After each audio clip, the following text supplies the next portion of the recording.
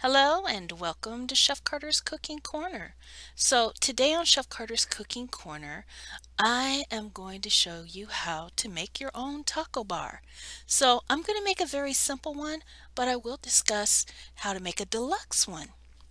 Alright, so first I'm going to start out with a pound of ground beef, and you can use turkey or ground chicken, whatever you like. So I'm cooking it on low because I'm going to add other vegetables and I want them to cook so they're very soft and they're melded with the meat mixture. Alright, so I'm going to make this very simple and I'm just going to add chopped peppers and onions, and it's a rough chop and they're pretty big pieces, but the thing is they will, wilt down and they'll become a little less in size. Alright, and so again, this is going to be very simple. I'm going to be adding just a little bit of seasoning salt, but you can add like taco seasoning, or maybe you have a family recipe that you like to use. So it's up to you. Sometimes I'll even put a little garlic in here, some shredded carrot to add more color and nutrition. Not a lot. You just need about a half of a carrot shredded. You just put it in there. It makes for a nice presentation. Alright, so I'm going to go ahead and put the lid on this in just a minute, and I'm going to let it do what it do.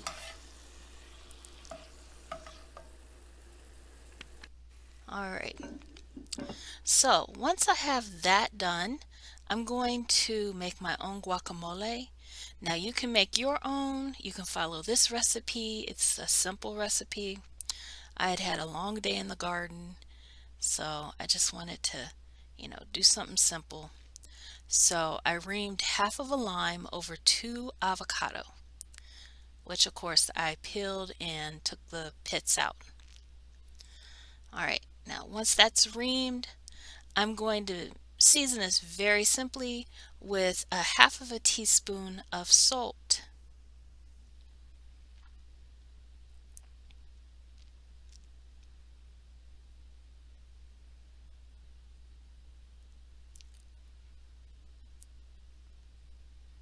Right, there's my salt. Just a little bit, sprinkle it all around. So now I'm going to mash my avocado. And you mash it as much as you like. Some people like very smooth guacamole. Some people like very chunky guacamole. I like something that's kind of in between.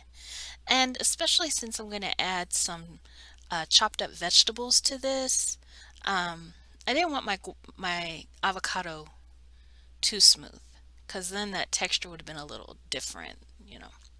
So I'm going to add a little bit of tomato, bell pepper, and an onion. Now you could add maybe Anaheim peppers or jalapeno peppers, depending on how hot you want it. Alright, so then I'm going to test it for seasoning, give it a final mix, test for seasoning. Do I need more salt? Maybe I should add some pepper, I don't know. And I actually like the way it was seasoned, so I'm going to cover it and put it to the side until my meat is ready. So here you can see how my meat is gotten brown. Now I'm going to let it cook a little bit more. I'm going to add a chopped up tomato, and that's going to meld in with this meat and vegetable mixture as well. And I add the tomato last so it doesn't get too overcooked, you know. And then I also want to give that meat a little bit of a chopping, go through with the spatula and break the large pieces up. Just like that. All right. Okay, so there's my meat mixture. I'm going to cover it up, let it cook a few more minutes so those tomatoes can get cooked through. And while that's happening, I set my oven to 350 degrees, and I'm going to take my tortillas, and in this case I have small corn tortillas, and I'm going to put them in a foil packet. And you're going to make one foil packet per person. All right, I used 4 tortillas here because they were quite small. And if you have like a larger tortilla, if it's like the medium size, maybe 2 to 3 per person. It's up to you. All right, and so what I'm going to do with these foil packets, I'm going to put them on a cookie sheet and I'm going to put them in the 350-degree oven for around 10 minutes, and that will heat the tortillas through and soften them up. And then, they'll be nice, like when you open it, all this nice steam comes out. All right. So there I go. And you want to make sure they're well sealed, so that way no steam escapes and you won't dry out your tortillas. All right.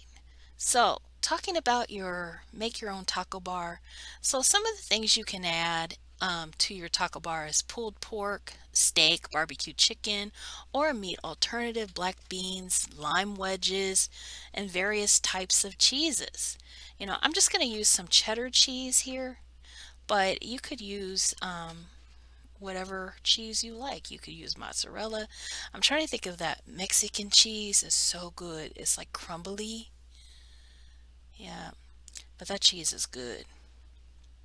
Or if you have like a cheese sauce, you know. And so what I'm doing here is I kind of move the meat over to the side to get it out of that pool of fat. All right.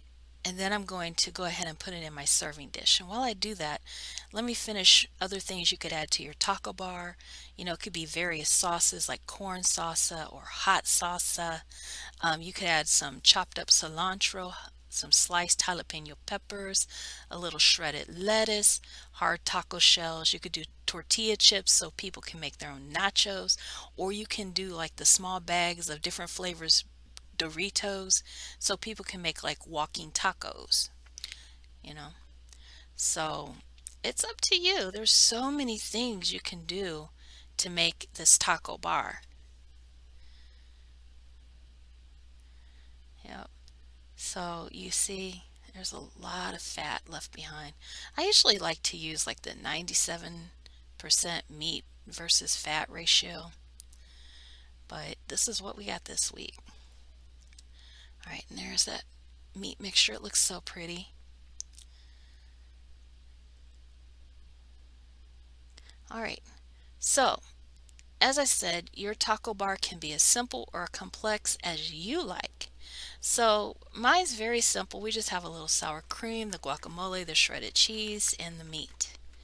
All right, and you'll see I'm going to open this packet up, and if you look close, you're going to be able to see the steam rise up as soon as I open it, and it's hot.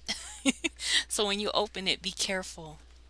So look at that, and they're perfectly soft.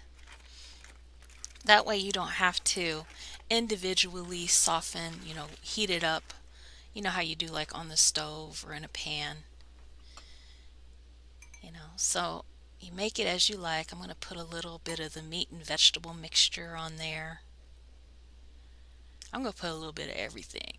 This taco is going to be so good, but it's so hot, like heaty hot, not spicy hot. All right, so a little guacamole, a little sour cream, and my sour cream is so thick, y'all. And so, this is just for, me and my mom, so I just kind of use my finger, you know. If it was for more people, of course, I wouldn't do that. All right. And then you could get like little tongs for your shredded cheese, or if it's an intimate setting where, you trust everybody's hands, everyone could just take a little sprinkle. All right. So there we go. I'm going to take a bite. I'm actually going to eat this whole thing. It's so tiny and cute. All right.